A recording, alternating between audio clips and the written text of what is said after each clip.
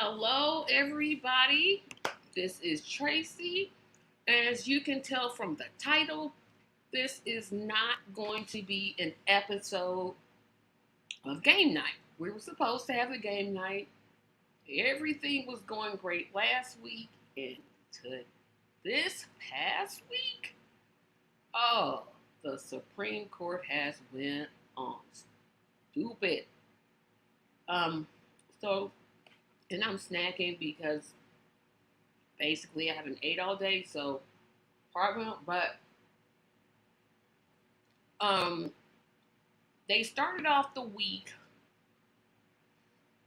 ruling that cops could no longer be sued if they essentially violated the Miranda rights of people who they arrested. Um, then they moved on to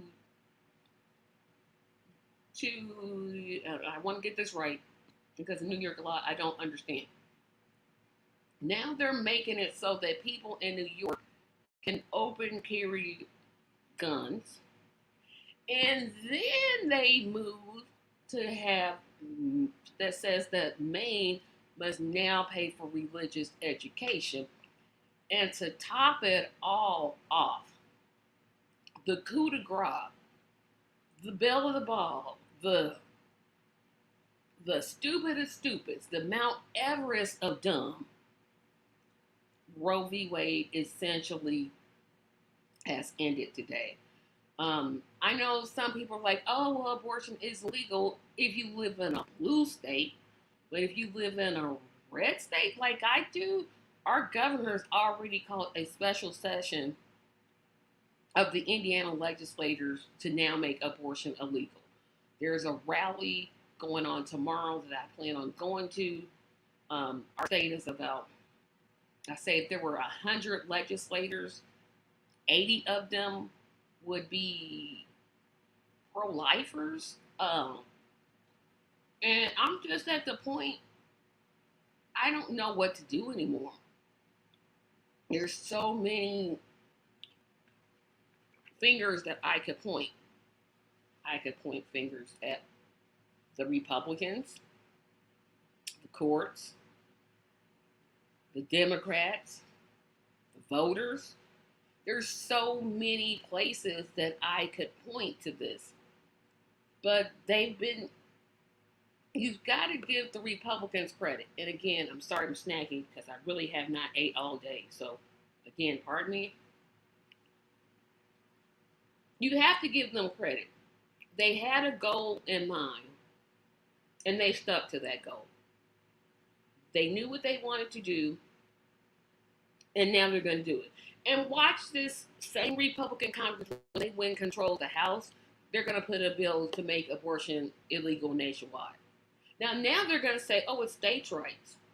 But just watch. Watch what they do in about January or February. Somewhere around there when they win control of the House back. Because that's the next move. I'm kind of waiting for some others to join me because I'm just at the point, I don't know. I just don't know. I don't know where we go from here. There's really no options. There are really no options. And I'm not one to be doom and gloom, but I don't know what to do anymore. You know, you protest, that doesn't do anything. You support the other person, and when they win, they get in office and they do nothing. It's like we're just stuck. And so I know nobody's watching this right now because they're just not. But I just want to know what it is that I can do. Like I said, I live in a red state. I already know what's going to be the law. It's going to pass overwhelmingly. Indiana is an extremely conservative state. Um, and I feel like, why fight anymore? It's like I'm fighting a losing battle. But at the same time, when I'm saying that, I know that if I stop fighting, they're going to win. But yet and still, I'm still fighting and they're still winning. When is it going to be the left's turn to get a win? When is it? Like, do we ever get to win? Do we ever get something that we want done? Um, Again, I'm kind of stalling for time here because I'm hoping someone comes on and eventually, but it just amazes me that, well, there's a couple points I want to kind of dissect. One, I want to start with the Republican Party. So I'm outlining the blame here. We knew what they were trying to do. They said it way back 30 and 40 years ago what they wanted to do. We just chose to ignore them because we always thought, oh, well, they have some sense. We were fooled. I'm looking at my phone because I'm trying to see who's coming on, so everybody kind of pardon me. Um, I'm thinking out loud, and it's just like we start with them because they're the ones that wanted this. Them and the evangelicals, and I got a whole tirade for them coming up. But them and the evangelicals,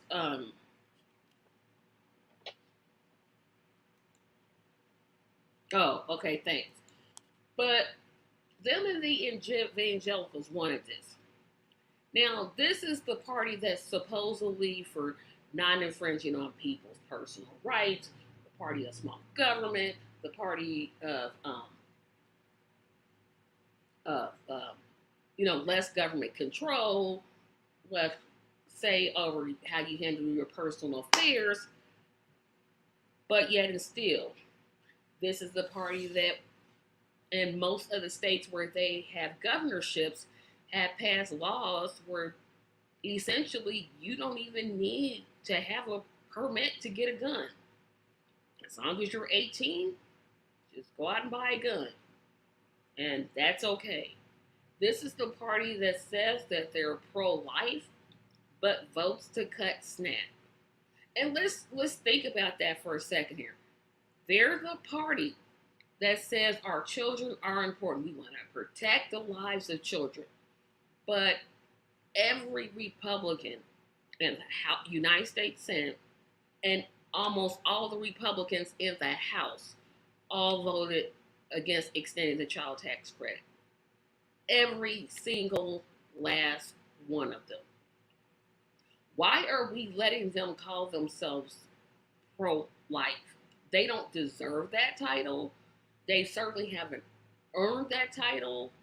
They haven't did anything, in my opinion, that proves to me that they are pro-life. This is the party that literally has tried to cut Social Security. Paul Ryan, Rand Paul, Mitt Romney, all of them have tried to cut Social Security, Medicare, Medicaid, SNAP, energy. If you basically name any of our social safety nets, and the Republicans have um, voted to cut them. And so to me, they don't deserve that title of being pro-life. And I wish we would just, and I called them pro-lifers at the beginning. And now I'm kicking myself for doing it because they don't deserve that title. I don't know what we could call them instead. I don't know what we should be calling them. But everything that they do is anti-life. So maybe we should just call them the anti-life party. And I certainly don't think that they're pro birth, because if they were pro birth, they wouldn't have cut the programs to make sure that women are getting the proper prenatal care, the proper health care. They wouldn't have wanted to cut those either. So I don't think they're either pro birth, which is what I used to think. I'm like, oh, you're just pro birth, and then once the baby gets here, it's over. But they're not pro birth. Look at what they've set out to do in our state legislatures that are controlled by Republicans. Cutting social safety nets. They did it in the U.S. Congress and Senate, and they're doing it locally. And when you live in a red state, and it's a majority, like Indiana is like an 80-20 split. If you took our legislators and put them in like 180 of them would be Republican. What can you do to fight against that? And I don't know. And this is why I'm waiting on others to get here so I can like verbally discuss it, because I don't know what to do anymore. You, like I said, you can't vote for them. You literally cannot vote for the Republicans. You can't. There's no logic. I mean, they want a theocracy, and as some people think I'm super religious. I don't count myself as religious, but because I practice a religion, I'm not about to tell somebody, you must pay for religious education. That's what parents are for. And so I'm kind of starting with the main decision, the Miranda issue, the gun issue, and then moving on to Roe v. Wade. So now you're saying that main taxpayers have to pay for all children to go to get for religious schools. What religion? What do they teach? Is that in contrary to what the parents have taught their children? We don't live in a theocracy. I don't know why the evangelicals don't understand that. It seems like to me they've kind of lost common sense. They just they think, oh well, this is what's right. There's an idea of right and wrong that I have, but I'm not crazy enough.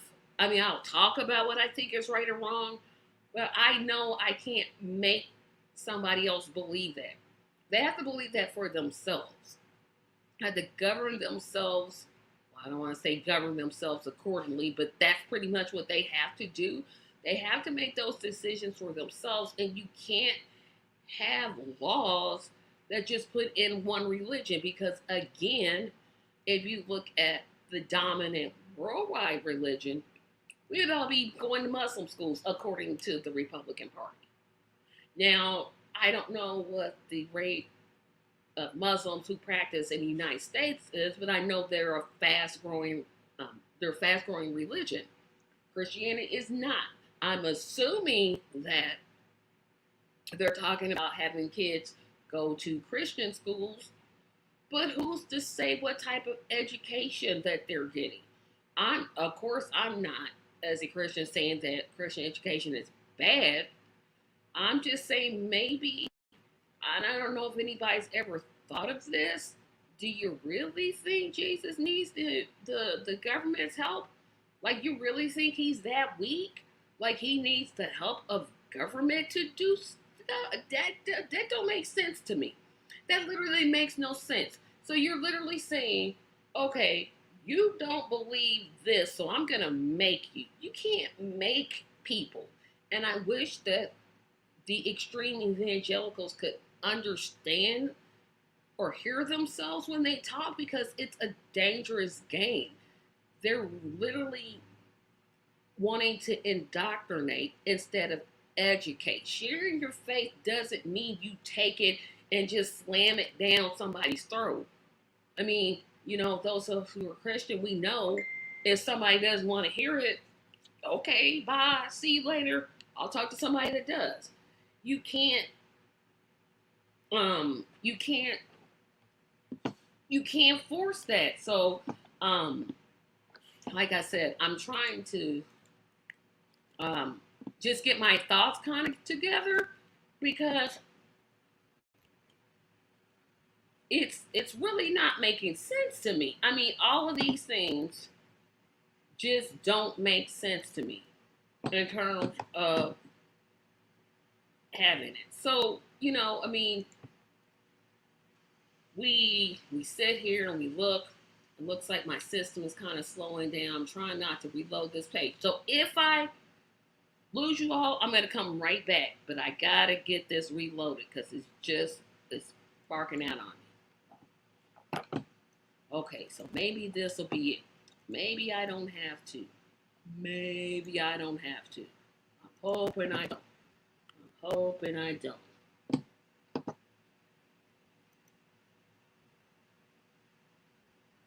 Okay.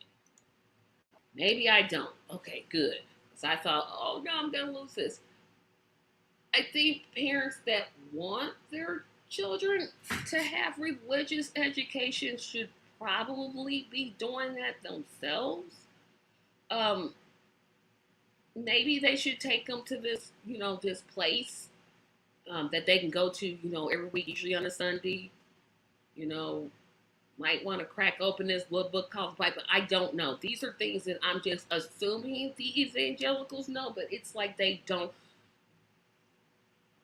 Their desire to see people saved, if I can use that term, it's just when it crosses the government in terms of legislation, that's when I'm gonna have a problem. That's a real big problem, and I think that's where I'm headed at with all of these things, except for the Miranda law and the New York law. Those are just crazy. But I caution evangelicals to think of it like this. One, again, you really think Jesus needs the help of the government? Really, you really think that's the game he playing? He really don't need, he do what he want because he do that. He got it like that. He can do this. Oh, there is Theus. I will bring him on. Hello, Theus. Hi, Tracy. I'm just rambling here because I'm going off on my fellow evangelicals. Ah, Um, Although delightful crew. I don't know. I consider myself an evangelical, but just not the crazy set. Like a true evangelical. And because there's the fake ones, I'm wondering out loud because I'm talking about the main case because the Supreme Court, they've been on a roll all this week. Oh, they just been on a roll. They're doing what they were hired to do. To do, exactly. But I'm talking about the Maine law in terms of it saying that Maine must pay for children to go to religious schools. Yeah. And I was asking, what religion? I'm just going to assume it's probably Christianity, but I'm like, okay, you do know Islam is growing in America, but okay, I'll just kind of push that to the side. Um, have you ever heard of these people called parents? Because shouldn't they be religiously instructing their children? Because that's what I thought parents was for. And then they might want to try to go to this one place. You go there every week, usually on a Sunday. You know, it's a big old building with a cross at the top of it. Might want to go to that place every now and then. And then my ultimate point is why they thinking Jesus out here needing the government's help to do anything? I'm just like, y'all not making no sense to me. Well, Y'all not. it makes sense if you recognize what they're really about. You know, Control. not to offend, and I truly am not saying this to offend you, Tracy, or my parents, or any of my family who's deeply religious. But I don't I don't view American Christianity as real anyway. And the reason I say that is because, according to the word, you know a tree by the fruit that it bears. And the American, as they call themselves, Christian community, while varied, everybody's not the same. Um, there's no good fruit coming out here. You know what I'm saying? So the strain that we're dealing with right now, the I think it's worth saying that these evangelicals, when you say like they're fake, I can back you on that one.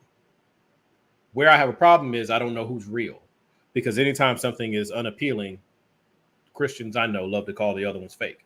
But I can co-sign on. Well, here's how This I define fake. If you say that you're pro-life, Mhm. but you think that SNAP benefits should be cut, you're a Mhm. fake Christian. But those two aren't equate. Those two aren't the same thing. They're exactly the same thing. Nope. They are exactly the I same. think there. If you call yourself a real Christian, meaning you move in the spirit and the way of Christ, then you see them as a package deal. You're supposed to take care of the woman The while widows and the she's children. pregnant. Yeah, while Yeah, she's pregnant. while she's pregnant, and then when the baby comes, that is a child that has now been born, that God brought into this world, and so you have an obligation towards that child, so that it should have basic necessities taken care of there as well, because we're all His children, right? So you should support making sure that orphanages and the foster system and the adoption system is strong. You should support making sure that there's no, you shouldn't even have a such thing as Medicaid and all that stuff. You should just take care of people. Like there's a certain, make it a minimum income. I don't care how you do it, but there should be a floor, because when you have much, you're supposed to do more. So we're supposed to take care of the least of us. And that would be the baby, the woman who's struggling, the man who's struggling, the addict, the queer person, the, well, you name it, because we're all supposed to be His creation. So when you have people like myself who grew up in the faith and have walked away from it, I've walked away from it because of, I don't see it. Okay. So yes, where I was headed though, I'm sorry. The evangelicals, when we say evangelicals, we know what we're really doing is shorthand, right? Yeah. We're talking about white Yeah, evangelicals. we're talking about the white evangelicals. Okay. That's exactly what we're talking about. We're not really talking about the black evangelicals and the Latino. We're not talking about all them, because guess what? The evangelical church wouldn't allow you in. Yeah, they would. They didn't want me. They put me in the basement. Like that's why you have the Southern Baptist Convention versus just the Southern Baptists, right? There's a reason why you have Masons and Freemasons. There's a reason why you have all these breaks and things in these different organizations, because we weren't allowed. So the very faith that you hearken to is the very faith that has rejected you, right? By practice, not by its spirit. Now, these evangelicals are a whole nother creature. They've always been around. Yep. And that's why I think they should be called conservatives. I think that's the best way to label them, because conservatives throughout history have never given you anything. And don't want you to have anything. Nope. They haven't given a single right to anyone, but they've given privileges to themselves, but they've never given a right to anyone. And that's what we're up against. And these evangelicals have actually taken their warped version of Christianity, melded it together with their identity as Americans, and created a new thing. Yeah, because if they looked at Christianity in a worldwide perspective, like I tend to think of Christianity as a global perspective instead of just America, I'm like, y'all so far off, y'all don't know.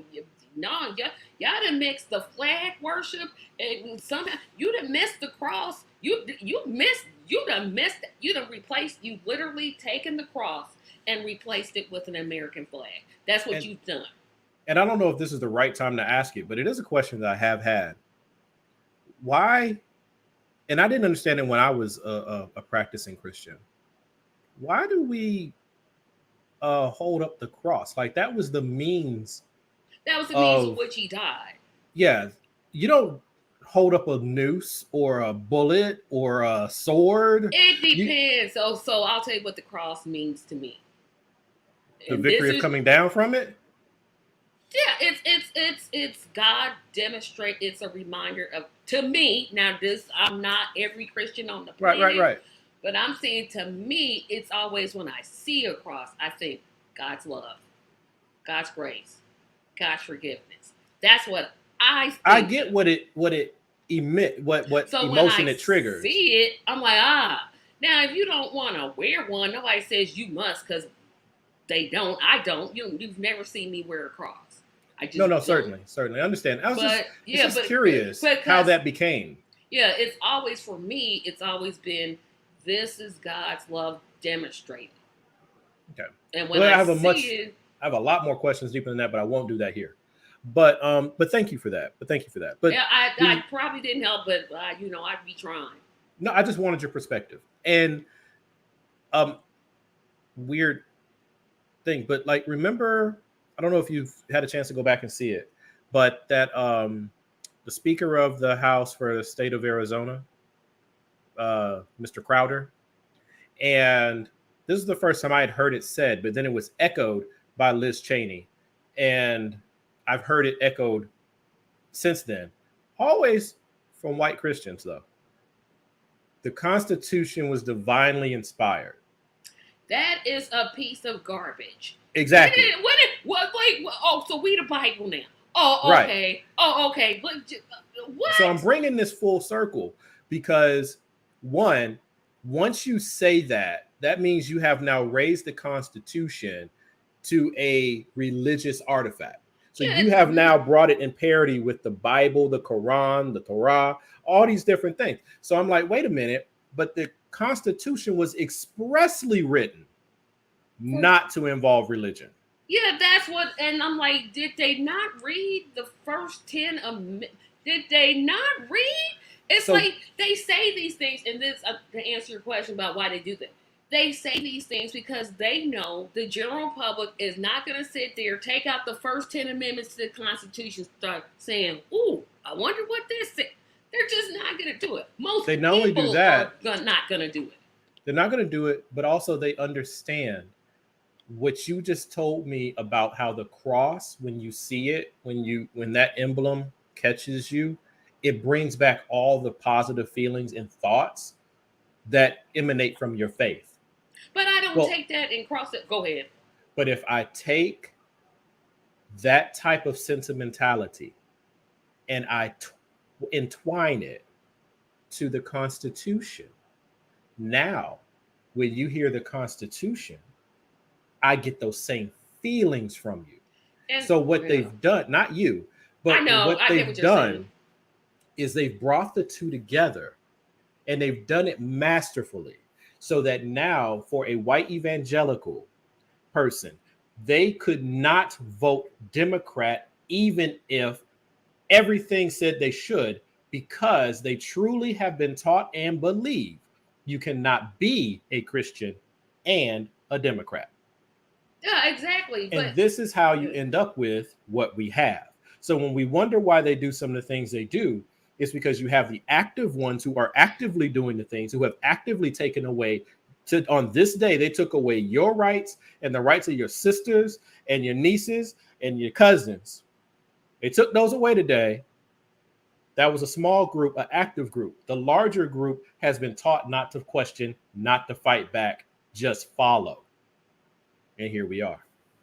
And that's what I think really makes me mad is when they want to merge. I'm all for spreading the gospel. I'm for it. Don't cross it with religion. Don't do that. If somebody doesn't want to hear what I'm saying, I'm going to say it irregardless. Period, point blank. That's just me being me. If you don't want to hear it, oh, well, that's on you. I'm going to go tell the next person. But for America, Christianity is a stolen religion. Yeah, and they frame it like that. And I'm like, but you got the victory. You have the victory. What are you talking about? It's just this whole, like you said, it's a, we're going to just twist it and twist it and twist it and twist it. And I'm like, it doesn't. I mean, it makes sense to me, but at the same time, it doesn't make sense to me. I And would go this is so far. I'm sorry, Tracy. no. You go ahead. I would go so far as to say that these people are not Christians, and Well, I I did say, call them fake. yeah, but I'm on the outside, and I'm saying that they're not Christians because anyone can say, "Lord, Lord, Lord," and I knew you not. Right? Is that like kind of paraphrasing what Jesus said? Right? Anybody can use the words and use the names. Okay, what they've done, if they've created a barrier, though. America's story is built on theft.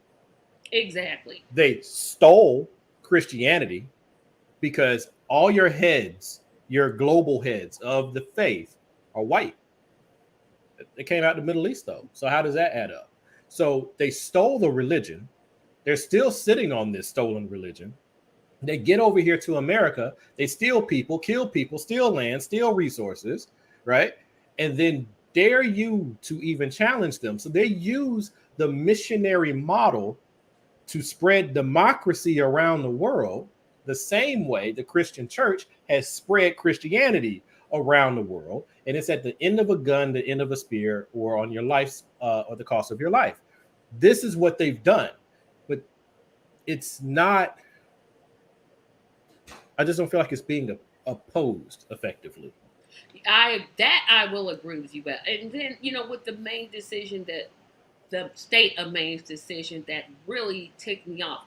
Again, I wish Christians would ask themselves the question: why do you think that Jesus needs the government's help doing anything? If you believe what you say you believe about him, why is he needing the government's help? Because they Why? don't. You just got it. They want just, you to believe it. They don't have to believe it. It's like if you Hey, Mom. believe what you. Oh yeah, hello, Marlon. If you believe what you say you believe, that he got up with all power in his hand, that little school not paying for religious education is nothing. If But he that's could not do what it's this, about. he can do that. The thing about, I posted a rant. Some of you check this out after you have time when this is all over and done with. But the abortion situation is not about privacy, Yeah, we're gonna get to that one right? real quick. Right? But I'm heading somewhere. It's not about privacy. And this thing in Maine, the Supreme Court case in Maine, it's not about the right for religious freedom in private school. That's not what it's about. It's about a continuation of the onslaught against public education. Religious zealots have long wanted to pull the money out of the public system to supplement and pay for their private system. We used to call those segregation academies. So that's what they want. This Supreme Court decision is just going to help unravel the public school system, because now the wealthy families or the established families can take their tax money and shift it to the private school and not the public school. And when that happens, and then when the test scores are too low, well, those stupid little children can't even. But why can't they? Because you took all the money away from them. Ooh, let me move on to the next subject. So Marlon, of course, you see by the title what I'm going to be getting to here in just a moment, and I promise I'm going to let you talk. But I ain't in the mood today. I'm seriously, I've never been more ready to fight and give up at the same time. I'm just like, I can't. I know I should fight, but I want to give up so bad and just be like, okay, whatever. I wanted to talk about, and we can talk about these two at the same time.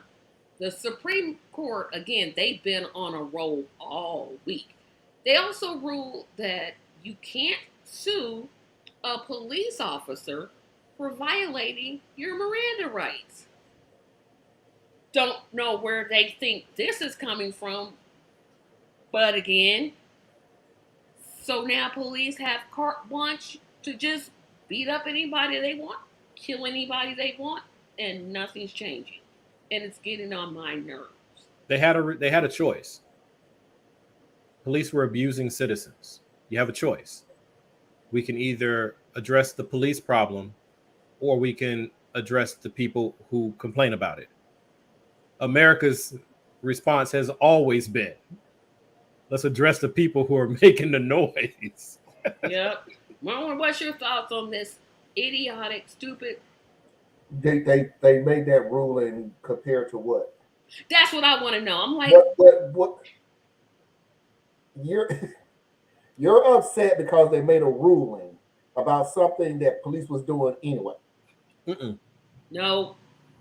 We're taking away the ability to even call them out. Yeah. Because See, now, if somebody. Before, go ahead, yeah, Fia, I'm sorry, Tracy. Go ahead. You're sure. No, I'm sorry. when a police officer violated my Miranda rights, I at least, if I wasn't getting justice in the courts, I could at least take them to court.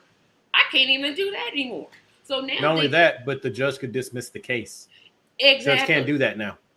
Yeah, it's like, wait a minute. So now they could just beat me up and, oh well, just lay that little black woman in the street and it don't matter. Yes, I get what you're saying. They have beat cops and they still do. But with Miranda, I had at least something. Now I have nothing. Now, I encourage you all, everyone out there, to take a look at Fourth Amendment action over the last 20 years. First, they broke down your ability to collective bargain so that you can sue in a class action. Yep. Then they also relaxed the rules on search and seizure so the police can continue to just take your stuff, even if you haven't been charged with a crime. Yep. Now they were having issues with so many people suing the police for abuse and for lying and all these different things. Well, with this, it means that you can't sue for that. Now, think about this, especially my black brothers and sisters. What time in history does this all remind you of? Yeah, I think that's what's getting me so upset because I'm like, well, what are we supposed to do? We can't videotape anymore because what's going to happen to them? It's like, well, they can't be sued. In many jurisdictions, it's against the law to record the police. Oh, yeah, because it's about to be against the law in Indiana. These people are literally.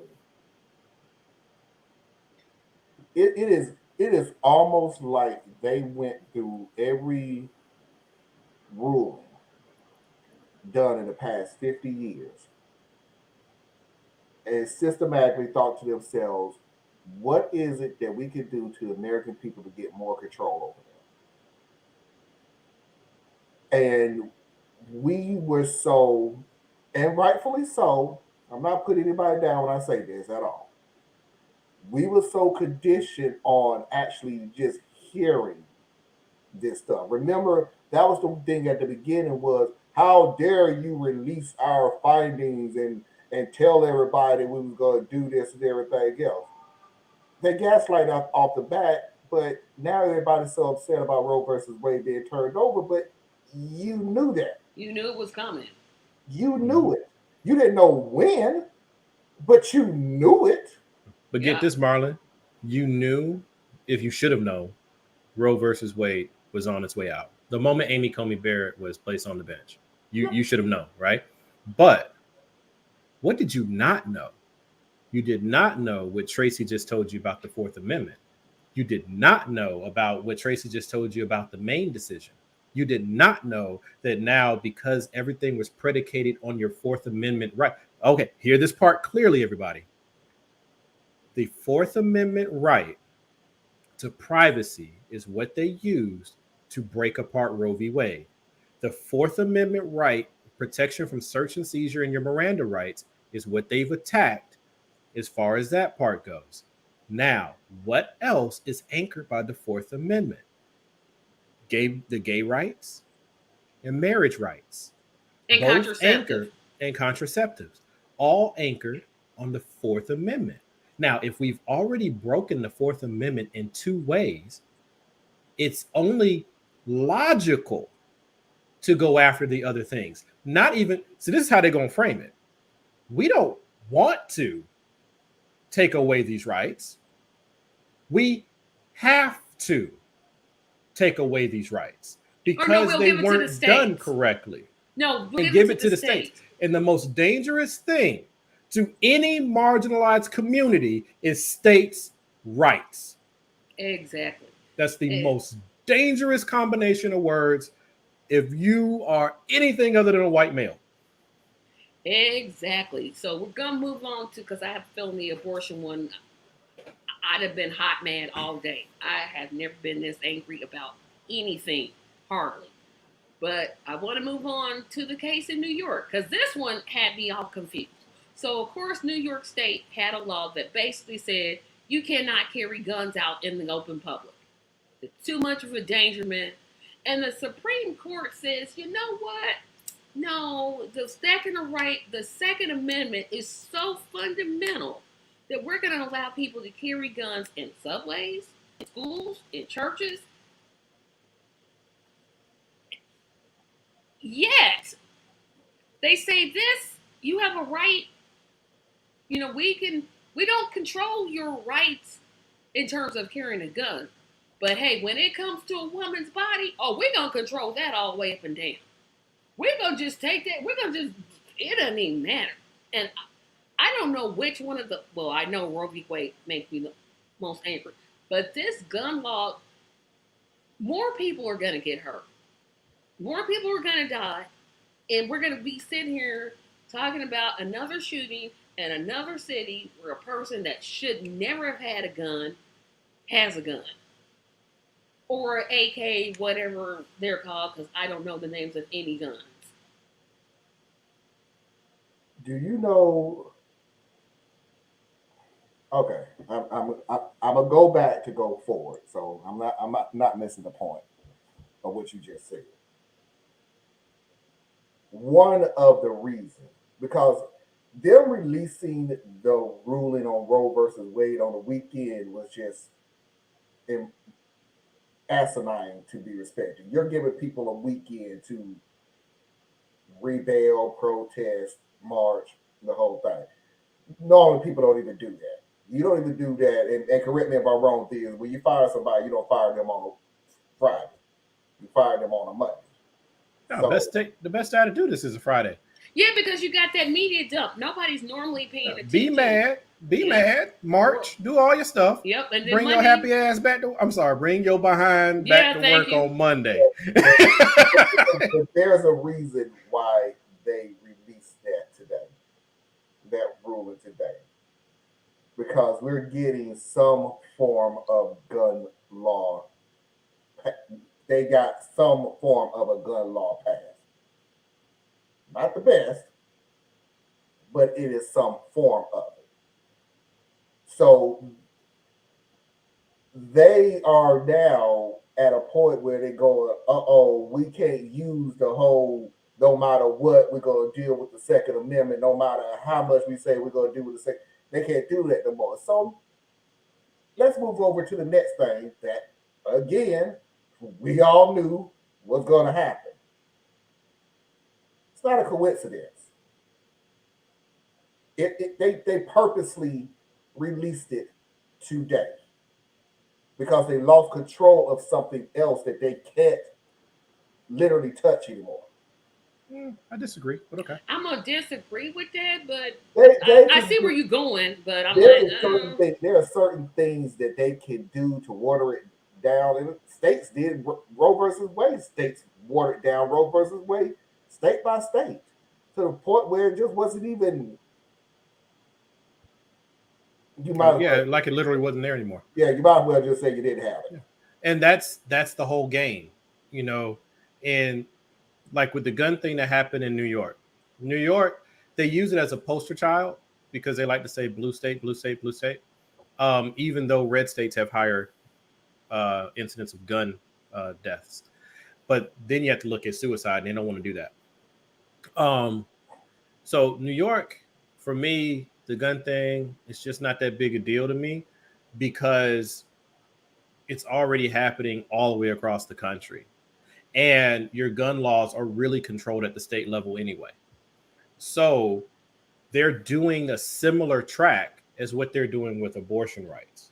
Right, but they're just following a very similar Here's track. where I'm going to disagree with you. So if the court is going to say in one case, hey, it's the state's right in terms of abortion, and again, we're going to get to abortion later. How come they can't say it's the state's rights in terms of gun controls or gun They laws? are saying that. So they're pushing it back to the states. Okay, but they're pushing it back to New York. So what if New York says you can't carry an open weapon in our state? Then they will say, well, now you're in violation of the federal law. Yeah, they're playing. It's Yeah, checkmate. I'm like, wait a minute, because you But keep see, that's the problem that people have. You keep looking at your opponent as though they're going to play an honorable game. That's not the point. The point is to get what you want. So if, like with abortion and guns, right? That's a wonderful juxtaposition. So you have an inalienable right to the Second Amendment. So it wasn't even in the original document, had to be added into the document, but no one can get in the way of you having that right because the founders gave it to you. Okay, so who are the founders? Humans, human men. So human men gave you the right to have guns. All right. Now, women, who gave you the right to give birth? If you believe in God, God. Now, you're saying that you can't take away my right to a gun because men gave it to me, but you can take away my right to my physical autonomy because man didn't give it to you. Yeah, and that's the logic that they follow. And that's so it's all about what you want, and they'll fight their way to get there. And you got to keep in mind that just like a lot of situations, voters' rights, police reform, and everything else. Again, and I'll piggyback off of what Diaz is just said.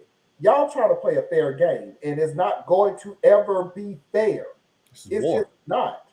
Because right now, why was they so adamant? Why was these white men or men in general so adamant about abortion, killing abortion? Because it don't affect them. It don't affect them. Yep. Just like in the black community, just like in the white community, voters' rights don't affect them. Just like the majority of the time in police reform, it don't affect them. So they're not going to do anything that doesn't affect them. So why is white men out there trying to tell them, why would a man go out there and tell a woman what she could do? Because it don't affect them. Because what the man wants is to see him. No, yes, but it's even a little bit more basic than that. A man wants to see himself replicated. I mean, it's just what it is. We want, even if we don't raise them, we want to know that we're out there, right? It's like this ego thing. So if they can control that, then they will. Now, here's what's going to be unfortunate. Just like when the women got mad before, these white women who are out here protesting and they mad, and I'm not saying all of them, just talking about the ones on the right, they will still vote Republican. They sure will. Come this November. Absolutely. Because Republicans always come home. Because at the end of the day, they're mostly married to some white man. That's one. Two, they also have been taught the same thing. You cannot vote Democrat and be a Christian.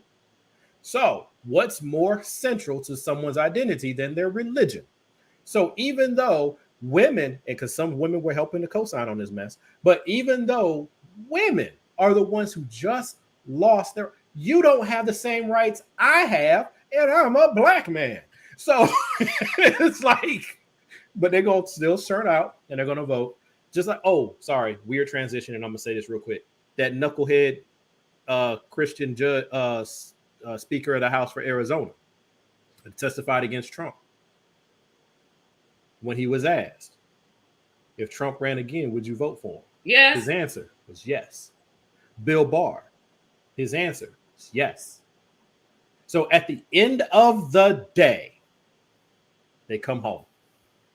And y'all just want me to jump right to Roe v. Wade because we didn't mention it all throughout the show. I don't know who to be mad at anymore. I could start off by saying I'm mad at the Republicans because they're pieces of garbage. And all they do is want to take control away from women's bodies. I could say that I'm mad at the Democrats because we had 4 Democratic presidents that didn't think that we should codify Roe v. Wade when we had the clear chance to codify Roe v. Wade. Yes, I could. I could blame the stupid Supreme Court for making this idiotic decision in the first place. I could blame the senators that voted for them. I could blame Mitch McConnell, who speeded up Amy Coney Barrett's confirmation, but for some reason he held up Barack Obama's for a whole year because an election was coming up.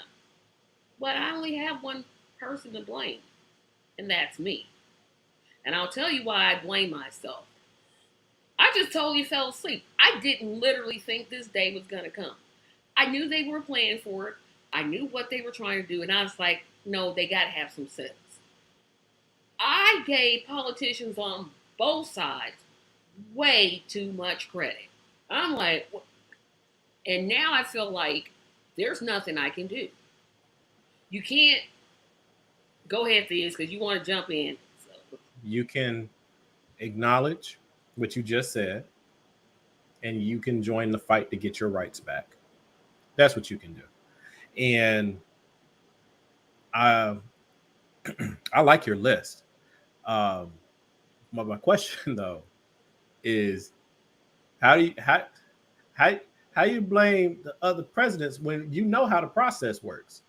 So I'm saying, okay, here's if you didn't, but hear me out. Okay. If you didn't think, like you thought Roe v. Wade was essentially settled law, you knew it was under attack. Yeah, but it I was knew. a I was like, settled law. this is settled. We got this. What makes you think they didn't think the same thing? So in order for our Congress to do anything, okay, it has to be a crisis moment. I'm going to answer your question. I'm going to literally answer your question. When all four, and I'll give Biden an exception. I'm going to give him an exception because basically he's got a 50-50 tie. And you got Sinema, who I think she's pro-choice. But Manchin is clearly pro-life. I mean, he's literally came out and said, I'm pro-life. Yeah. So I'll give Biden a pass. You had Carter, who had a majority Senate and a majority House, could have passed it. You had Clinton, same thing. You had Obama, the same thing. All three of them promised the same thing. I'm going to codify Roe v. Wade. I'm going to codify Roe v. Wade. How could the president do that? When it gets to your desk, sign it. I get what you're saying. Did it get to his desk? No, and I'm going to tell you why. Here's the second part to what I'm saying. You're exactly right. He can't just executive order it, like I was telling somebody today. The president cannot just executive order Roe v. Wade as a law of the land. Can't do it. Would like for that to happen, but it's not going to. You've had a legislator from California, and I cannot think of her name. She has proposed for 30 years that Roe v. Wade be codified. Who was the Speaker of the House in all those years? Let's go back. Dennis Hastert, Republican. So you knew he wasn't going to hear it. Then it was Paul Ryan. And you had Boehner up in there. Then Boehner.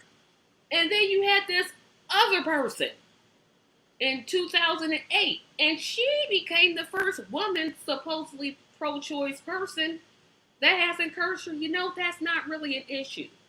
My question, and again, I always start at the top and go down to the bottom. If you're not going to codify something, don't promise it. Just shut up and then we'll know, okay, we don't expect that from you. Okay, but cool. Here's the thing. I got two. I'm sorry, Marlon, go ahead. Oh, go ahead, Theus. I got just two things. But what I was going to say is the president can't do it. We just acknowledged that. Right.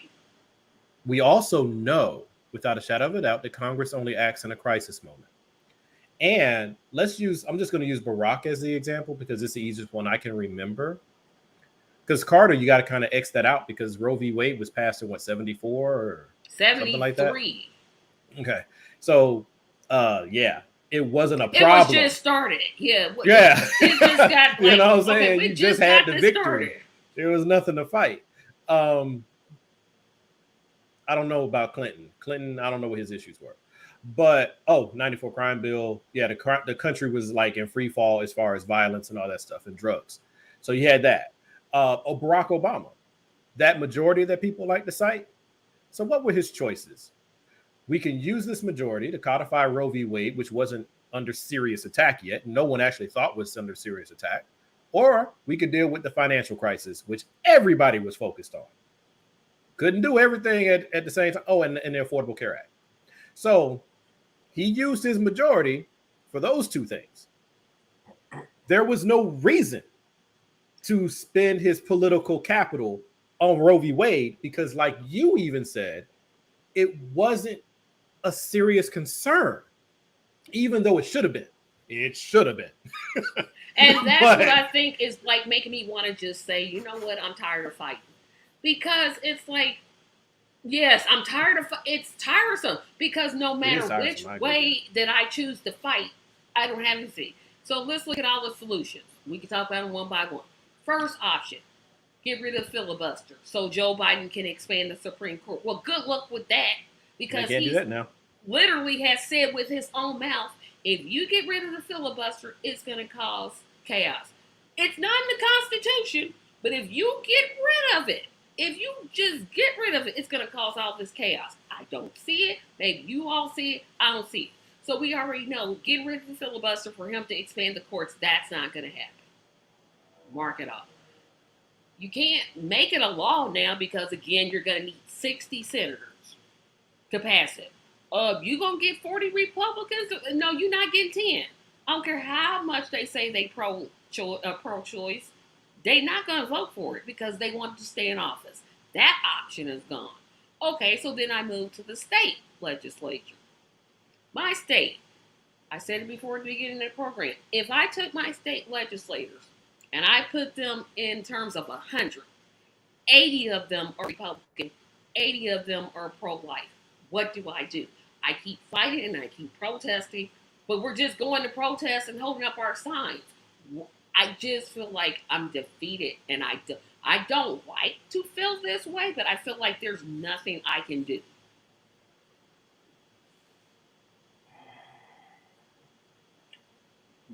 Now down to one question. I understand the thought process of that we did have the majority,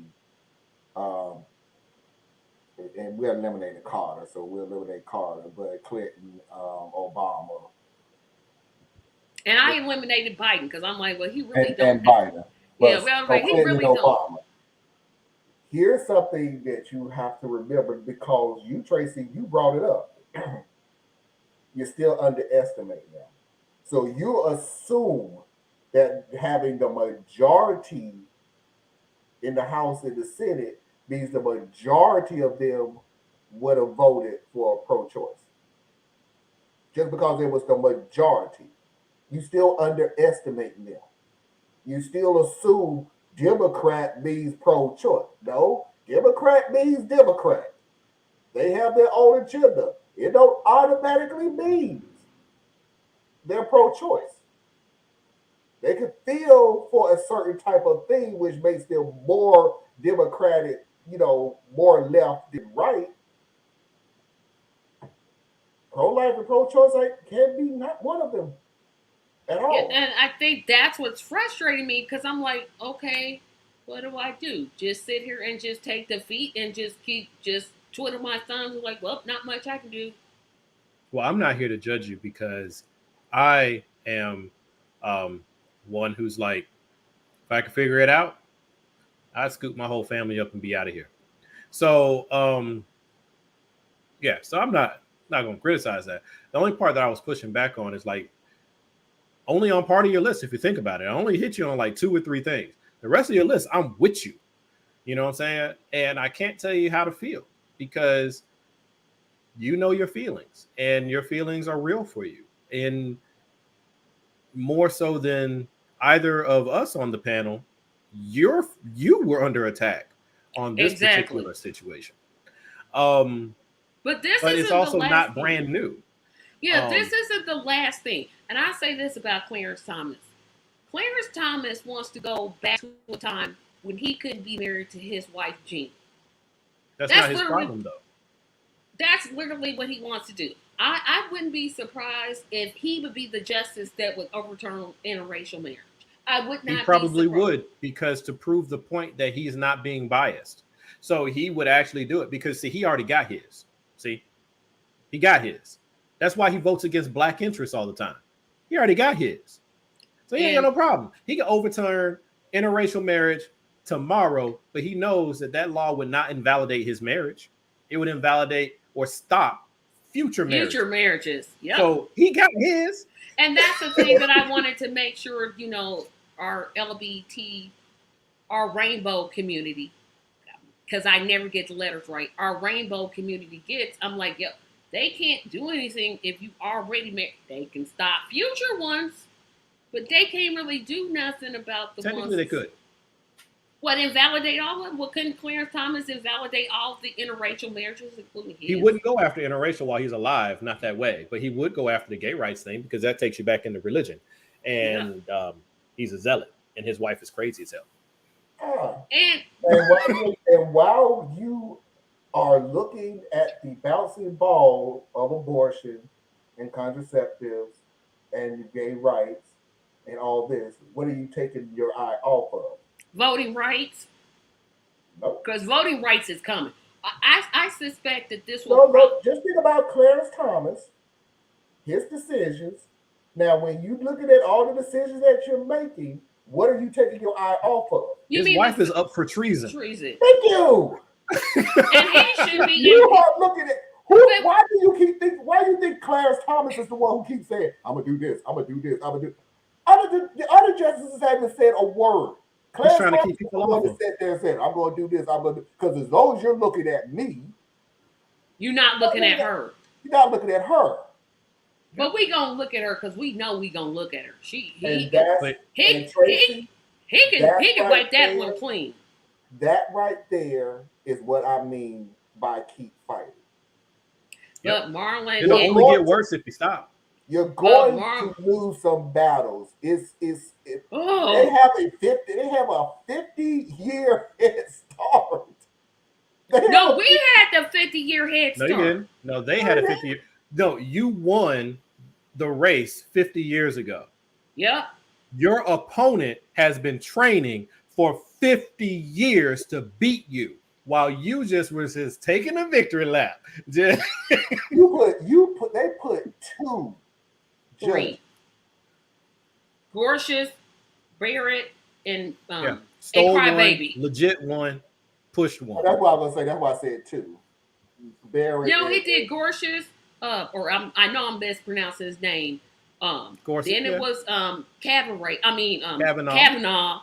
And I'm just looking at Kavanaugh and Barrett. Two of the most underqualified individuals. We gotta get ever to. I'm halfway looked at them and said, how the heck did you even become a judge? Let alone now you at the Supreme Court. That wasn't their job. No, because to be qualified. Their job was to do what they did today. Their job was to do what the Federal Society told them to do. Exactly. I mean, if you want to be technical about it, you could impeach all three of them, but that won't happen because again, you need 60 votes to impeach, and it's not going to happen. One of them because you have the rights to do it. Yeah, you ain't got the people to do it. But the other thing is, like, they keep talking about filibuster. All right, check this out, right? It's not if going you were anywhere. going to do something about the filibuster, you would have done it when you first came in. And even if he had done it when he first came in, he wasn't expanding that court because Manchin wasn't going to let it happen. And so you got that problem. Voting rights. Had you gotten rid of the filibuster, you could have done maybe something with the voting rights. But even so, you still got the same math. See, everybody is focusing on filibuster, which McConnell will get rid of as soon as he gets to be back he's going to get rid. It's going to be gone. And guess who's going to put him back in charge? Leftists. So when he gets in there, he's going to get rid of it. That's going to be gone. But the Democrats are in a situation where they really can't win. That's what I'm getting at. And that's what's making me want to just say I'm tired. Because no matter what I do, let's just say. But you didn't work for the Democrats to get more. You actively worked against the Democrats getting more. But so now, getting what you wanted. Here's what let me finish my whole thought, and then y'all catch up with me.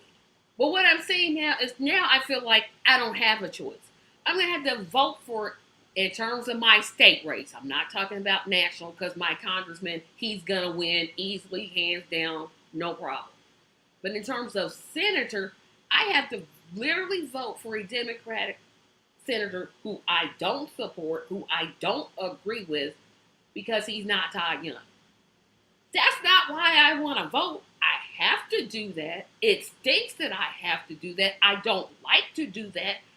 But with the choices I have, I feel like I don't have a choice. You don't. Because what do you want? What do you want? I'm talking past you, Tracy. I'm talking to everybody out there who has a similar frustration. What do you want? If you want to not be dealing with what we're dealing with today, you got to vote for people you don't necessarily like, because you're voting for the bigger thing. Yeah, you're voting for the bigger thing, right? You're voting to get time. You're voting to put up defense. And I'm sorry, this is not my thing. I'm probably going to go off when we do ours, Marlon. I'm so tired of this juvenile thought process. Oh, now you call me a child now. I'm talking past you, Tracy. I'm talking past you. Tracy. The juvenile thought process that is only looking at what's directly in front of us. It's tempting because they're always bouncing something shiny in front of us. They keep us distracted like nobody's business. But I still want to know what people want. And then you work backwards from there. Okay. I would not attack you personally, Tracy, unless I said you, because I would never disrespect you that way. Sorry that you feel that I might. But here's what I will say in that, and then we can get into further discussion. Y'all know I'm right to feel frustrated because literally I don't care squat about the Republican Party. It's the party that voted against extending tax credits. It's the party that voted against voting rights. What me and the Republicans, they on page 1 and I'm on page 250. We are so far apart. It's not going to happen. I'm not going to vote for Republican. It's not. I just refuse to do that. But here comes the alternative, which kind of makes my spidey senses kind of come up. So if I say, hey, you know what? I'm going to vote for that third party guy over there because he's really with me. He's really with me. Now, probably I will hear the whole, well, you're going to split the vote. Okay, that's an argument. But I wish the Democrats would tell me what it is that they're going to do. And then when they get elected, or if they get elected, try to do it. I'm not saying you're always going to succeed. You're going to win some, you're going to lose some. But try. Like if you're going to name 5 things, try to do 3 of them. Just try. That's all I'm asking. Is just do what you say you're going to do. If you say on the Republican side, my job is to get rid of, they literally said our job is to get rid of Roe v. Wade. That's what they did. They did what they said. Now, do I agree with that? No. I just want the Democrats, one, to do something and again, try. You're not going to win everything, but if I see the try, like you're working for something, I won't have any problem. All I see is, well, we have to work across party lines. Are you serious? You going to really work with a party that just voted against the child tax credit? Really? You going to really do that? There's no, and maybe I'm just seeing it in a simple way, and I'm just being simplistic, but that's just how I feel, and that's what I'm thinking. Oh, Anna, get well. I didn't know you were sick. Okay, now y'all can just go ahead and just tear me apart. I'm not here to tear you apart, Tracy. You feel how you feel, and you have every justification to feel the way that you feel. I think that your rationale behind it makes no sense to me, but it doesn't have to, right? It doesn't have to. My thing is quite simply, the Democrat, I think people get this twisted because y'all push me into this position where I sound like I'm defending the Democrats a lot. And I don't like it. Personally, I'm offended. Okay. Well, I mean, I'm not going to say it come across that way, but I hope you don't think I was defending them. Because I'll say it one more again. My politics are black. They're not red and they're not blue. So, what party is repping for black folk? Anybody? Anybody? We ain't got one. We ain't got one. So, since I don't have a party to advocate for me, I have to look at the two fools in the game and decide which one is least damaging to my people. Now, people like to say, I don't like having to be told to pick between the lesser of two evils. Well, guess what? That's the game. That's what's in front of you. I don't care how you feel. I don't care what you want. And that's it ain't why we what's get, on the table. Hold on, let me finish up. Let me say this. That's why we get what we get. Because here's what the Democrats do. What's your option? Give me a plan. What's your option? Let me put it out here. This is what we get with the Democratic Party. Well, if you vote, let's just say it was 3 people and they were running for Senate in Indiana. I'm just gonna again use Indiana as the state I live in. There's the Republican guy who I wouldn't vote for if you put a gun to my head. There's the Democrat who stinks to high heaven. But there's this third party candidate, and I really like what she stands for. And this is a true statement. She's almost for Medicare for all. We could just push her in the right way. She's for extending the child tax credit. She's for voting rights. She's every place that I want to be. You saying what you just said says that if I vote for that knuckleheaded Democrat, I already know I'm not getting anything. I already know. So what's your time frame for your payoff? I think that would help. Some things I want an immediate payoff, and some things I want a long-term payoff. Because some things you could do immediate, like extend the tax child credit. What would it take to make that happen? You have to change both, the House and the Senate. You have to have a majority in each. Right. Now, because I'm with you. Because even though they're not all the things I want, yeah, the Democrats know they're the lesser, and that's why they don't try harder. They're very cynical. They are corrupt, and they really don't care about nobody. D understands what I'm saying. Thank you. I'm gonna tell him. I don't agree with him on the solution. See, we agree on all the pieces. The solution is forget morality. Screw morality. Morality is for broke folks. Okay, good and evil is what like children look at. Okay, it's just it ain't life. But if you it ain't life. But if you vote the same way for people that aren't doing any, I'm gonna pick a black cause just for you. Reparations.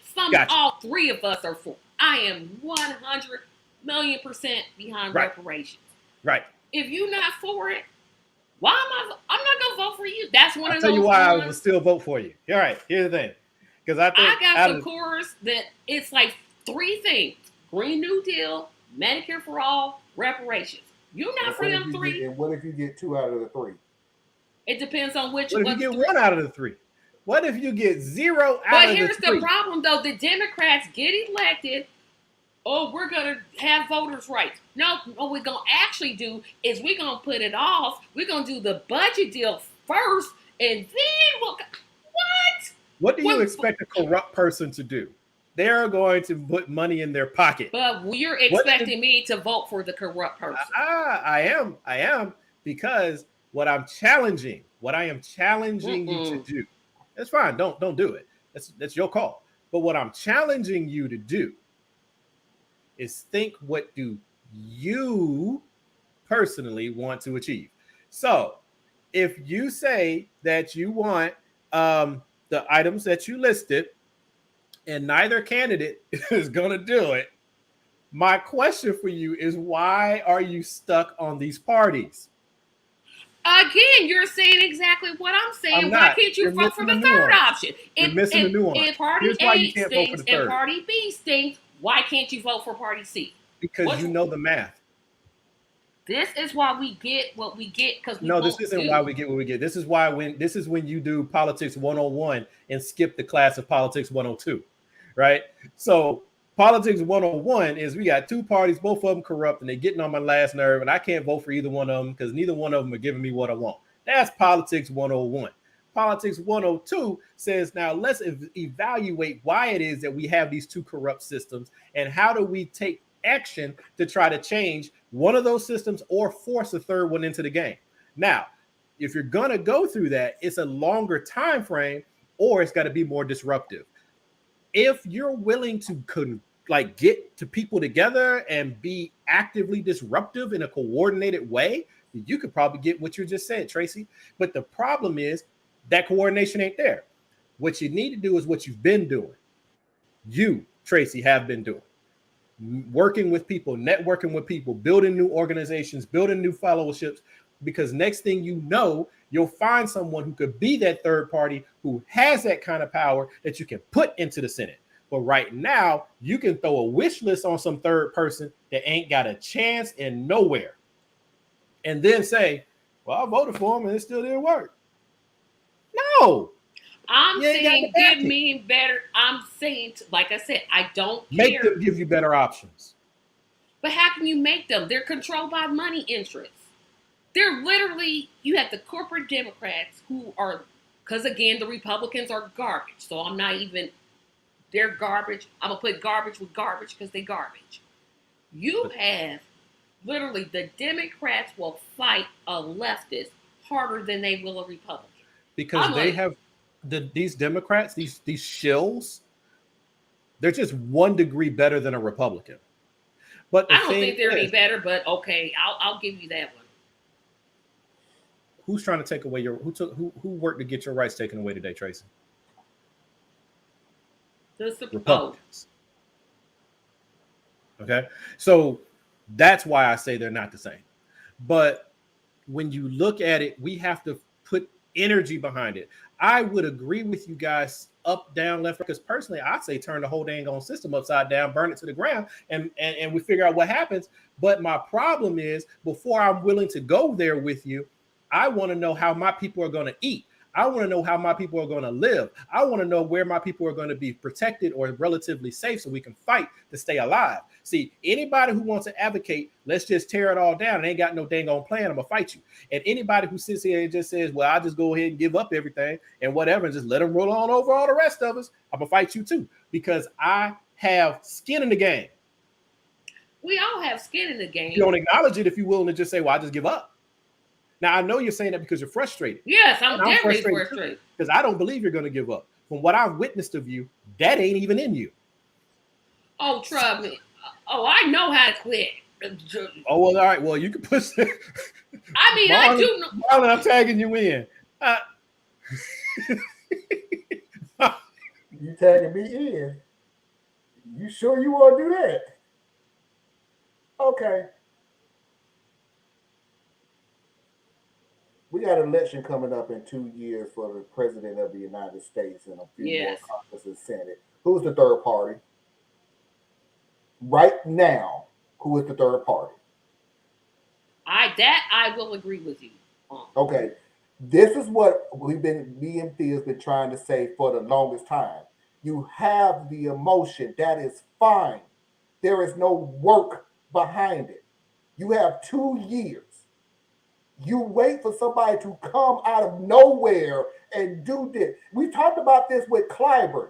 That dude, whatever his name, Morris Day, I don't know what his name is. That dude came out of nowhere. He did something for 6 months. Oh, that's the guy. Oh, I can't believe he lost. Well, no, we believed he lost. We just didn't want him to lose. Have been doing this for over 200 years. You want somebody to come in 6 months and take one of them out, and then get mad when it doesn't happen. So right here, right now, I'm challenging every last one of y'all that's looking at this right here. You got 2 years to find that third party and boost them up. Okay. I'm going to give you some feedback on that because I get what you're saying. But here's the other problem. States make it extremely hard. I don't care about states. Wait a minute. But if you can't get on the ballot, how are people going to vote for you? If you can't get on the ballot, how do people vote for you? People don't know how to do write-in ballots. They don't. I mean, I know how to do it because I've been writing in candidates since I was 18. I already know how to write in a candidate. Attack that then, Tracy. Attack that. Yeah, See, because I'm I like, know if I just piss you off enough, you That's put all plans out. all I'm doing. I'm like, I am purposely pissing you off, Tracy, because you work harder when you're mad. Sorry, but not sorry. You have 2 years to bring up a candidate, and you have 2 years to boost them up for the third party, so people will start listening to but it. how can we do that when states purposely make it difficult Do you know how for to the get around third the parties? states? What? Do you know how to get around the states? You can't. If you want your name to be on the ballot, because I remembered how hard I worked to get Ralph Nader on the ballot. Hold on. I remember how hard I worked to get Ralph Nader's name on that ballot. We had 3 times what the state said. You know what they did with 90% of those? They said, oh no, this doesn't match this, and this doesn't match this. We have, you're right, So we you have know, to beat that system. so We you have to know come up. so you know what you do from that point on. Then you got another 2 more years, and then you got another 2 more years, and you got another 2 more years. I got. We Hey, have Marlon, got I'm to backing stop up a little playing. bit. We have got to stop playing microwave politics. Yes, We have got to stop doing this. very true, Dennis. We Yep, have I get really, them. I get really, them from truly got to Republicans. I'm stop like, thinking, I'm mad, I'm frustrated, I'm irritated, and I won't change now. You got 2 years, you got 4 years, you got 6 years. So they don't win win the next one. Keep their name up on the ballot. Keep chipping away at it. But don't sit there and go, oh, well, you lost.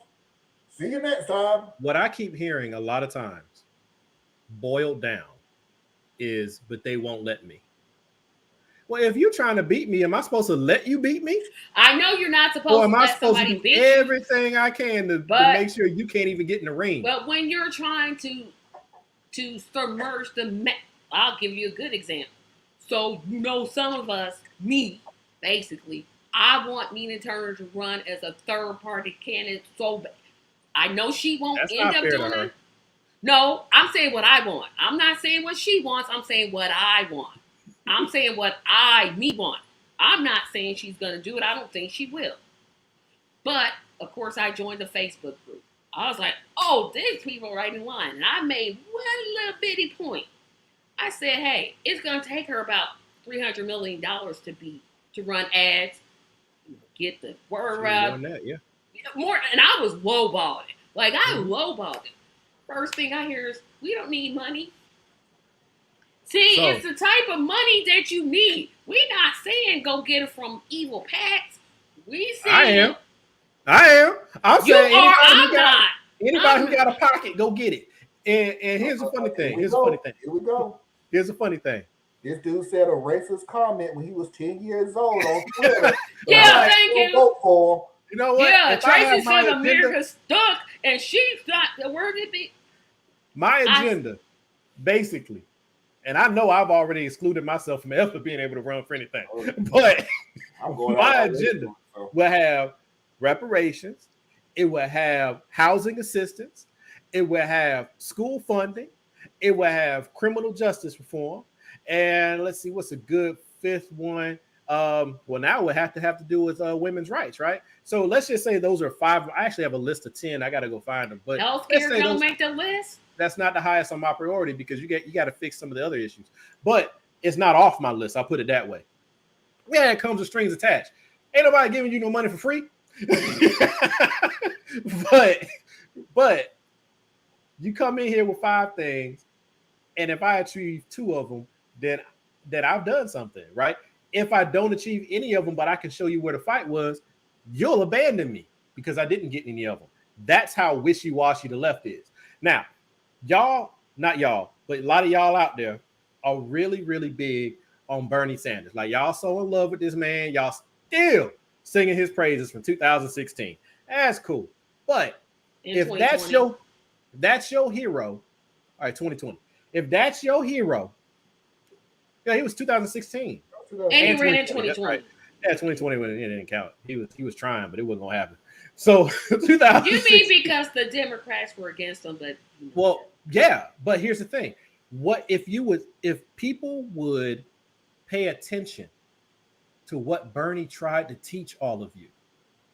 So y'all missing it. You're so stuck on the personality, you miss the politics. The things that you pointed out that obstruct a third party candidate are the very things that made it so Bernie couldn't run as an independent. So Well, no, Bernie knew. as president, because he runs as an independent when he's running for Senate. Well, where does he caucus? With the Democrats, because that's how you keep your butt on the ballot. So if you want to run for president, you got to anchor yourself to one of those two parties. So what he did was he maintained his independent status. He's always caucused with the Democrats. And when you think of Bernie, you think Democrat. So then when he ran, he was able to slide underneath the umbrella of the Democrats. Now, the thing is, the Democrats knew what he was doing. So that's why they pushed so hard against him, and they wanted to put their heir apparent, which is Hillary Clinton. My thing is, he was on the right track. But what I think you should do is learn from what this man showed all of us. So now, instead of going in as an independent who caucuses with the Democrats, you need to go in as a Democrat who hangs out with the Democrats. But your objectives, you keep that stuff up here when it's necessary. So when you run for president as a Democrat, you to everyone else are a Democrat. Then you put your stuff in motion. Now, granted, you'll have people say, well, you lied to us. I don't care. If what your actions are delivers the goods, that's what we got to fight for. But instead, we want a holy person to pop out of nowhere. I don't think we want a holy person. We do. We want him to be perfect. We want him to be. Because I ain't expecting Jesus to run for office. That ain't my expectation. Well, he ain't gonna run for political office. They killed him again. That woman the wrong way. Oh my God, we need to throw him off. Meanwhile, the Republicans can cheat on his wife on air with the videotape and the camcorder going with a monkey finger from a chandelier. Well, that's something we all do. So what's the problem? Yeah, we are up against. Go ahead. We're up against a determined adversary, and we're less determined. So my thing is, I've said this before. If you want to change the things you say you want to change, you might have to do some things you don't want to do. Right? If it's just it's part of being a grown-up. You do stuff you don't want to do every day. But you're doing it because of stuff you want to ultimately achieve. Politics ain't no different. So you have to vote for some people that really don't fit you that well. But you're just trying to flood the zone. That's all you're trying to do. You're trying to push so many Democrats in there and then weed them out later. But this is ultimately. Go ahead, I got to get on out of here. I got 30 minutes. This is ultimately why I chose not to run for office, and it was really simple. Can I run as a Democrat? And my answer was no. And I had a whole list of reasons, because I had the same problem I have with the state Democratic Party in terms of they don't try to win nothing. I mean, they're all corrupt. Say that again? They're all corrupt. No, you got a few good ones, but those are the ones who kind of get beaten to submission. But this is why ultimately was like I would never run as a Republican. Because again, they're the party that voted against child tax credits. You can't look me in the eye, say you pro-life, and then vote against child. That don't make sense to me. But to run as a Democrat, to me, as a person who considers herself a socialist, I can't see it. I can't see. It's like I'm selling out everything who I am. But are you aware that being a socialist is not a political position? I'm aware of it, but I tend to hold more socialist. I tend to hold more to the socialist agenda of making sure everybody's fed, everybody's got health care, everybody's got clean air, everybody's got fuel and fix.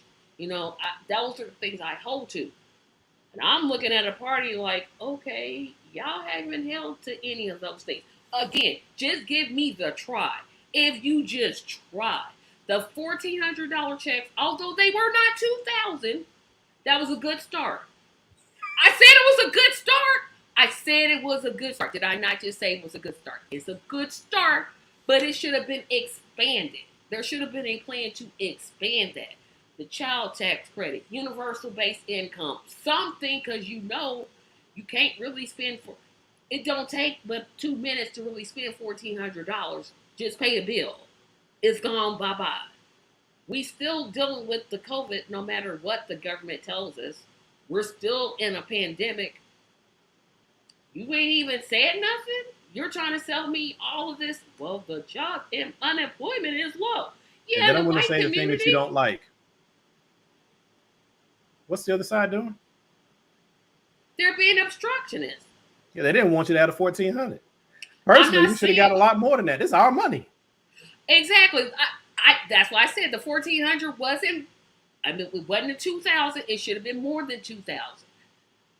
It should have been. It should have been. We should be all getting checks for $18,000. To be honest, if I really want to be real about it, if you take all the months that we've been in the pandemic and just say $2,000 for every month, we should be getting around 18,000. So here's the thing with that. I'm not against it because personally, I believe that we have enough money. Yep. I don't know what you mean by that. Well, you know, the first well, I'll let Anna explain. You're talking about like the different strains? Yeah, I'm talking about the different. I'm talking about just the pandemic as one long. Like one big COVID, right? Yeah, one big COVID. Yeah, like I call it a plague. But yeah, no, I'm with you. And not to, slide all off because I know you got things you're trying to do. But there are no heroes in this story. Nope. The Republicans didn't want you to have anything. They wanted you to keep going to work. And if you died, too bad. Just don't bring it over here by me, right? They didn't even care when their own voters were dying. Yeah, there's no lack of money. No, we can just run it. The lack of will. Oh, are we running? Oh, is a show at 10 o'clock? Does he have a show like he's podcasting at 10? Yeah, like a pop-up. Yeah. Oh, okay. So then we're going to have to finish this off. All right. Okay. So leave that up for a minute, Tracy. Yeah, I'm going to leave this one up. COVID. Agreed that is a pandemic. Monkeypox. Not a pandemic yet because it's like 5 people. It's like 3 people they found in Georgia. And 2 in Indiana. Tick-borne infections. I'm not sure how you would classify it as a pandemic, but it is certainly a rampant issue but too much of America doesn't recognize it, even though they should. You had to teach me. Inequality. Absolutely. That's a byproduct of capitalism. Yeah, that's just capitalism. Well, and socialism. Because see, one of the things I would like people to do in their off time is take a look at the definitions of the words that we're choosing to use. Socialism is an economic structure. It's not a political structure. No, it's not. So you can put socialism in and it'll be rejected almost immediately because that's not what America's built on. It's like you really want America to change what it is, but you don't want to put in any of the work to change America from what it is. Can I say this? We got 5 people watching. Thank you. Thank you, everyone. I literally was like, I don't think nobody gonna listen to me. But I think that's why the whole point of is just like sometimes I just feel like I disagree with Marlon. I don't work best when I'm angry. I work smart when I'm angry, but I don't work best when I'm angry. I work with a cool head and a sense of I'm doing this for the right reasons. Well, I feel you there. Not because I'm mad. Because trust me, if I was as angry as Marlon said, I would run for office. I'd be like, okay, forget this podcast. I'm running for Senate and let's just go. 1, I don't have the qualifications that it takes. I really don't. 2, I don't have the wherewithal to take off my job for a whole year and a half and just to run for office. That's not going to work. And 3, I don't want to be a part of a system that I'm thinking maybe it'd be good if it went away. No, I agree. That's one of the main reasons I wouldn't run. Like the first one, I don't remember what the first one. What was your first one? I'm not qualified. Okay, so I would beg to differ because Lauren Boebert is in office. So I'm sorry. The bar is low. Then the money thing, if you can eliminate all of your issues and the only thing left is money, then you're ready. No, I'm not because I take medications. See, this thing on my arm right here what is I a got to do real with anything? that means I take insulin. I get it. What is that? Insulin ain't cheap. I can't Right, just quit my job and be like, oh.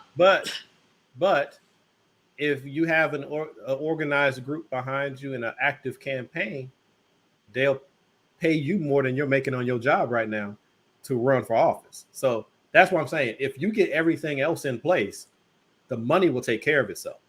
So that's cool. And then the third one is that you don't want to be part of the machine. That's one of the biggest reasons why I wouldn't run.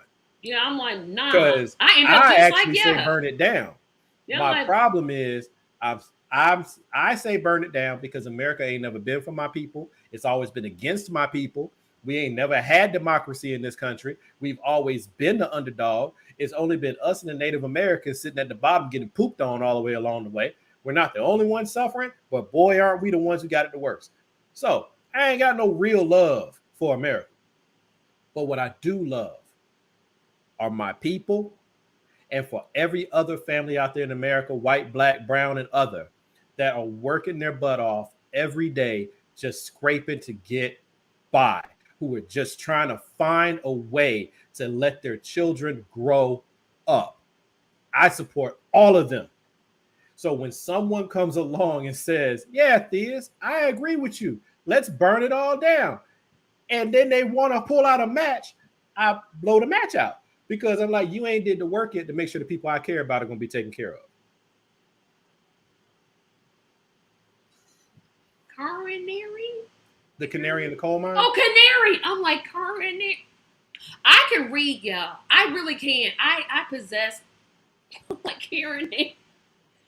Canary. Yeah. I'm just like, what next? Because again, one of the things. I'm sorry.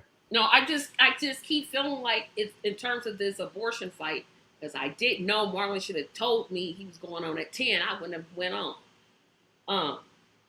I feel like just quit. Like, what am I doing? Like, I'm out here, I'm fighting. Am I ever gonna get a win? Is there going to be something that I'm going to win and say, you know what? Because of my work and the work of others, we did that. So here's where I push a little bit. Who are you working with for your rights to your bodily autonomy? Or are you largely working by yourself? In terms of locally, I know I'm going to a protest tomorrow. I know. This is reactionary. I'm saying, because you're saying you're tired of fighting, but I'm like, you're fighting a lot of different things. Just like me, right? I sit here and I poot in the breeze every day trying to catch a whiff. I'm the only one out here yelling. Ain't nobody out here with me. So yeah, in terms of that, I mean, there's organizations I keep on their email list. I'm like, hey, let me know what's going on. But I'm not like sitting and being like, hey, we're going to run this person and this. I'm not that, because Medicare for All is like my focus. Like, that's my focus. That's my focus. Exactly. But so this is like... I can't say you can't do things, and I shouldn't, and I can't say you shouldn't. I would advise against saying that you're tired of fighting when you haven't started fighting yet. You're fighting other things. This thing is not your loss. Like, it's your loss in the standpoint that they took something from you. Yeah. But it's not your loss as in you tried to do something and they beat you. That's not your loss. This ain't on you, Tracy. Now, given that this is now a reality, right? Because reality shifts things, right? We can always know it's coming, but it's different when it happens, right? So now, fight. That's what you can do, because you haven't been fighting. So to say that you're going to quit fighting when you haven't been fighting is like... Yeah, because I'm like, well, why even... I'm just like, why even try? I think I'm at the why even try stage. I know I'll get out of it. It'll just pay, because it always does. But I'm just like, okay. Hey, now this Clarence Thomas is talking about now making laws against contraceptives. Yeah. Not to get TMI on too many people, But I suffer from a condition that when my monthly visitor arrives, I'm in so much pain I have to go to the hospital. My doctor said 2 years ago, you know there's birth control for that. I had no idea. Helps regulate your hormones. But I didn't know that. He takes away that option. I'm right back in the hospital until I hit menopause. Yeah, because they don't care I'm like, about you. They want what they want. So then I'm not trying to be anybody's mother. Motherhood's not for me. But I'm going to have to either prove that I need it, which I shouldn't have to go through because it should just be there for me. Mhm. I just want to know, where do these people, have they ever read Judge Not? Unless you be like, they just skipped that part, or just was like, you keep assuming that they even believe what they say. They don't. Yeah, apparently they don't, because I didn't. They read "Be fruitful and multiply." They gonna hold on to that one. They read that the woman shall suffer by childbirth. They read that. They skipped a lot of stuff. Let's just put. They skipped all the stuff. Feeding the hungry, clothing the naked, visiting people. Yeah, they skipped all that. No, we don't want to do none of that. We gotta go do none of that. Feeding the hungry. Oh no, not us. Not us. We get that. They'll get dependent on it. And then we got a means tester.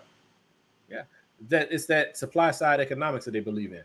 Yo, D, if you ever get time, bro, for real, go to my site, complexsimpleman.com. Go there and check out my videos on separation, right? I think it would really help with understanding me a little bit, because I'm not advocating for protecting this system because I like this system. I'm advocating for buying time within this system to do the things we need to do to take care of ourselves. So, is that on your Patreon wall, or is D you want to? Nope, that's Patreon? wide open. Oh, okay. So I think that's what we have to look at, right? The analogy I would use is like we're on a bus. Most of us, I don't know, depending upon age, most of us may have saw the movie Speed, right? But the bus is heading towards a wall in this particular case, right? Thank you, Anna. The bus is headed towards a wall. You got the Republicans running at 100 miles per hour at the wall. You got the Democrats running at the exact same wall at 50 miles per hour. Now, when it hits the wall, we all gonna die because it's just physics, right? The difference is one gives you a little bit more time to figure out, how do we get off this bus? Or how do we take control of the bus? And the other one doesn't. And I think that that's really important for us as Black people, because like D just said, we're always the collateral damage. We're the collateral damage because numerically we don't factor. It's like they don't need us anymore. Like they don't. They never really have outside. I mean, they never really needed us, except for our labor. Yeah, but when like when you had an election, like when I was younger in my 20s, I can't believe I'm this old. Oh my gosh! But when I was in my 20s, I mean, I'm not old. I'm still under 50, so don't get it twisted. But when I was in my young teens and mid 20s, they always came to the Black community. Yeah. Because they knew the Black vote at that time was a thing that they had to have. Yeah. They still kind of sort of do that, but not the way they used to when I was a kid. Well, if you're looking at it mathematically, you shouldn't. Coming to us is a waste of your time, actually. Yeah, because they don't need our vote. They don't. They really don't. They can get away with whites and Hispanics and at this point. But here's why at the moment, we still have some currency. And that's because the Hispanic vote is still fragmented. So they're not sure how to play it yet because they've spent so much time on us. So we go all the way back to what even Brother Malcolm was teaching us. We're the wedge vote. Yep. Whichever way we go is the way the election goes. And that's the way it's been. But now we have gone from being the second largest minority group to being the third largest minority group, and we're on our way to fourth place. Yeah. Who listens to fourth place in anything? That I agree with. I 1,000,000% agree with that. That was accurate 20 years ago. Nope, because Jim Clyburn person, I ain't gonna call him what I want because I'm on YouTube and I'm trying to act like I know who I'm kept by. First of all, he taking his line trifling behind up in these churches in South Carolina. The third, not the first, not the second, but the third poorest state. I'm working for your health care. Oh, really, Jim? That's why you voted against prescription drug relief? Oh, okay. And of course, he wins by 90%. Exactly. Because they know who he is. Because they know who he is, and Marcel didn't have a good plan.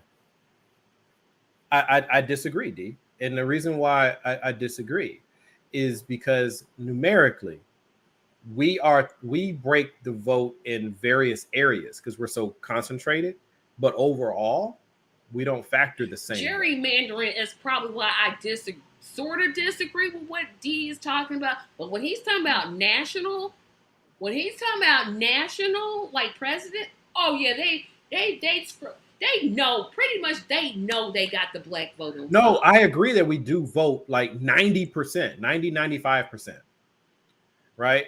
But it's okay. So I'm gonna play this one out. Let's say your generation is the one who changes it. All right, because apparently I'm an old head now. So all right. So let's say your D, generation. how old you, D? Because I'm. That man put his age out there like that. I'll tell my age if he tells his. Of course, everybody should know. Let's just say he's the next generation behind us, right? So let's say that generation decides to do something different. Who are you voting for? Well, the problem is with the next generation, they only show up for presidential elections, and they don't show up for primaries, and they don't show up for city councils, and they don't show up for governor votes. That's where you're making a difference. I'm going to caution you a little bit, Tracy. I'm going to caution you a little bit because what you just said is very true, but it's what every generation says. So I don't like when we demonize the youth, right? I'm not demonizing them. I know, but we were them. But the most largest recently. Voting segment is still those 50 and up, period. And that will remain to be the case because those who are in their 20s and 30s believe they have all the time in the world. So they're busy trying to build their careers, trying to build their families. Gee, come on, you just a child. Bro, you right behind me. But and y'all right behind me. I'm like, y'all just children. That's basically what y'all are.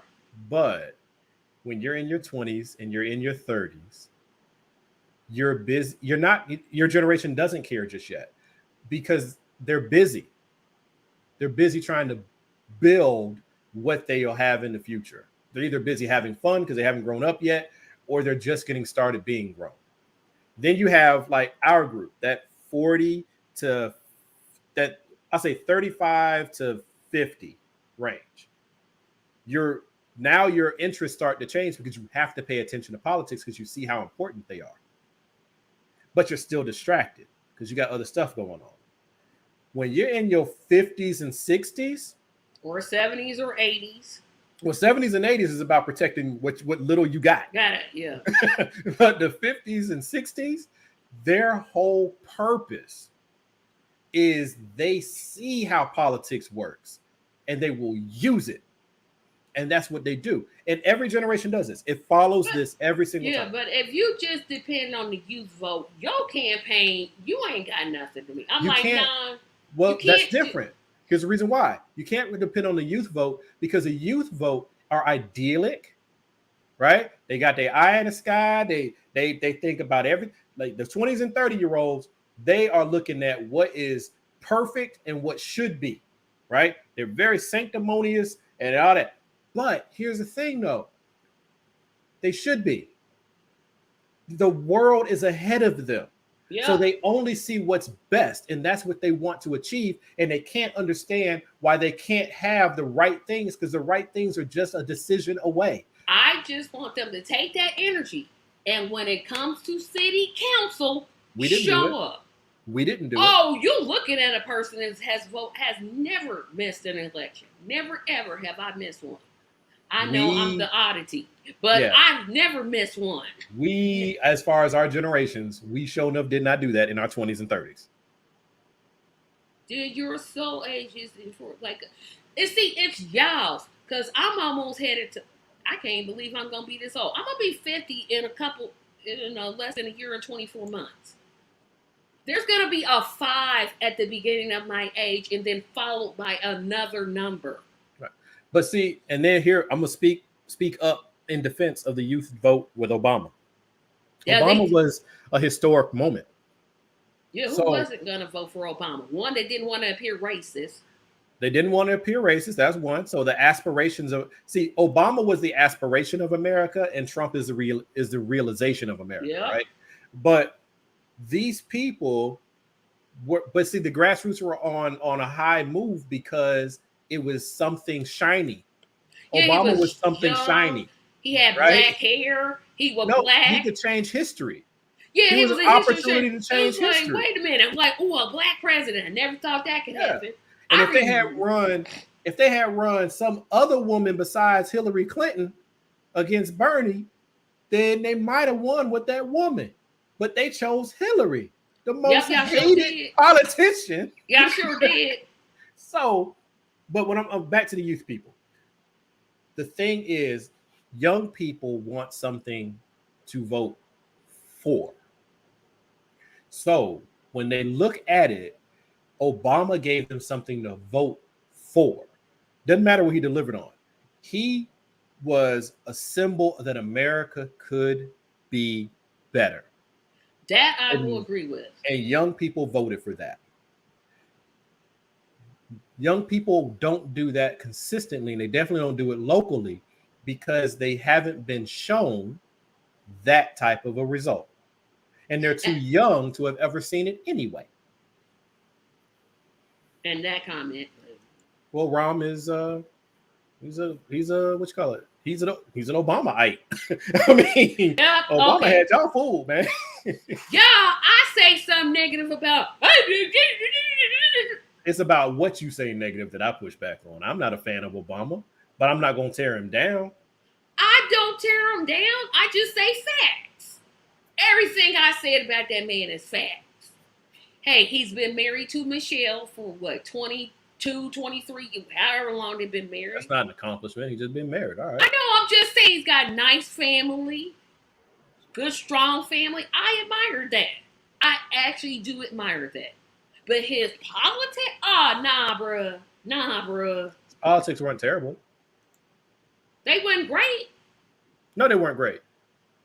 You looking for great? Yeah, D. That's the way I feel. I was like, I was fooled, man. I was fooled. And Would you have done better with McCain? And so, well, you're going to really hate this answer. I can't say that I wouldn't have. Then you didn't study McCain. Yeah, that's also a good point. Right? Because, see, I would have voted for McCain the first time that he ran.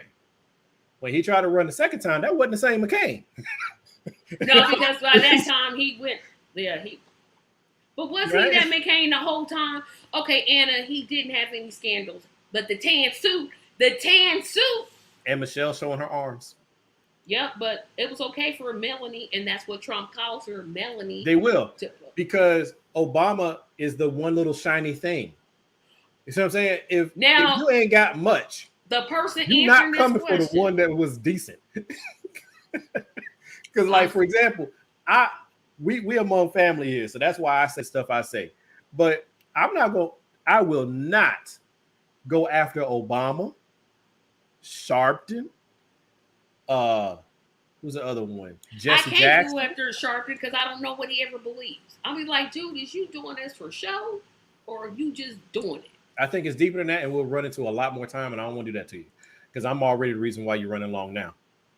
But I sure do, G. I know exactly. We on the same wavelength. I know what y'all talking about too. I just think you're wrong. And we think that you're incorrect. I agree. And I'm okay with that. That doesn't make us not family. Exactly. Me and D go back and forth all the time because we agree on many points. We just don't agree on the outcomes. So I'm not trying to make him agree with me, and he's not trying to make me agree with him. We share ideas and we bounce them off each other, and then it's just where it is. Now that one you're gonna have to explain, but all the time. Okay, so because Marlon did a pop-up show and didn't tell me, that means I got to end this one. So Theus, tell us where we can find you. Yeah, hey, please visit complexsimpleman.com.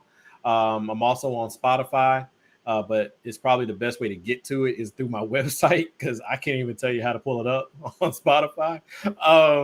But yeah, please check it out. I actually just dropped a rant video today about what happened today. So it's pretty short. It's about 14 minutes. Check it out. I think you'll like it. As usual, everyone, I forgot to ask people to like this video. Oh my goodness. Like this video, share this video, comment later. Remember, I got a whole slew of calendar events, all that can be found at TracyMediaLLC.com. And then just look for the events tab. You'll see all the events I have coming up.